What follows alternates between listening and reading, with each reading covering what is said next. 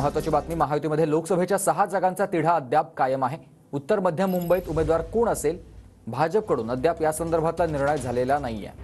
तर उत्तर पश्चिम मुंबईची जागा भाजपला की शिंदे गटाला जाणार, या निर्णयाची देखील अद्याप प्रतीक्षाच कायम आहे।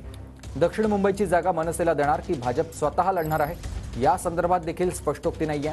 रत्नागिरी सिंधुदुर्गच्या जागेवर शिंदे गट आणि भाजपमध्ये मात्र अद्याप रस्सीखेचच सुरू आहे। तर धाराशिवच्या जागेवर भाजपसोबत अजित पवार गटाचा देखील दावा कायम असलेला पाहायला मिळतोय। विनायक डावरुंग माझे सहकारी आपल्यासोबत फोन लाईनवरून जोडले गेलेत। विनायक, अद्याप बऱ्याच जागांवरती निर्णय झालेले नाहीयेत, कधीपर्यंत हे सगळं फायनल होईल?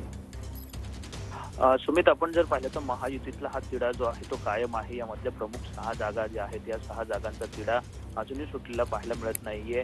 प्रमुख नेते जे आहेत ते वारंवार बैठका करतायत, परंतु त्यातला तिढा जो आहे तो अजूनही सुटत नाहीये। स्थानिक पातळीवरती तिन्ही पक्षांचे कार्यकर्ते जे आहेत ते दावे करताना आपल्याला पाहायला मिळते की यामधल्या मुंबईतल्या 3 जागा ज्या आहेत त्या अजून त्याचा तिढा सुटलेला नाहीये।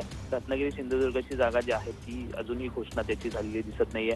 धाराशिवच्या जागेचाही तिढा अजून कायम असलेला आपल्याला पाहायला मिळतो। त्यामुळे लवकरात लवकर हा तिढा कसा सुटेल यासाठी नेते मंडळी प्रयत्न करतायत, परंतु अजूनही त्यांना यश जे आहे ते येताना दिसत नाहीये। नक्कीच, धन्यवाद तुम्ही दिलेल्या या सविस्तर माहितीसाठी।